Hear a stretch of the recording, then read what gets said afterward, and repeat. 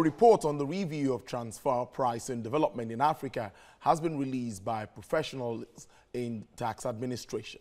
The focus of the report is to analyze, review, and examine the level of compliance requirements and audit experiences of the process across key Sub-Saharan African countries. Details in this report.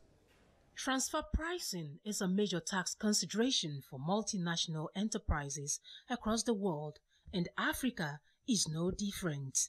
Tax administrators have identified transfer pricing as a source of additional revenue for African governments, and aggressive enforcement and compliance to TP audits have been on the rise.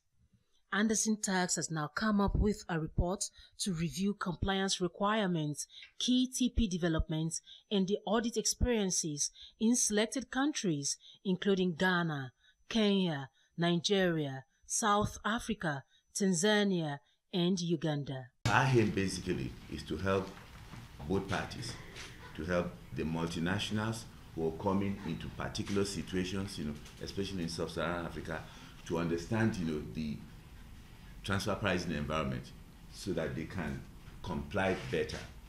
At the same time, we also want to help the host country to better understand the models, that the multinational companies, are bringing to determine what their pricing policy is, and why it's relevant, for them to do that. This report shows that some countries in Sub-Saharan Africa have made significant progress in the development and implementation of transfer pricing, but tax administrators and payers still identify some challenges. Transfer pricing is an international tax issue, all right? It pertains across board, across the whole sub-region.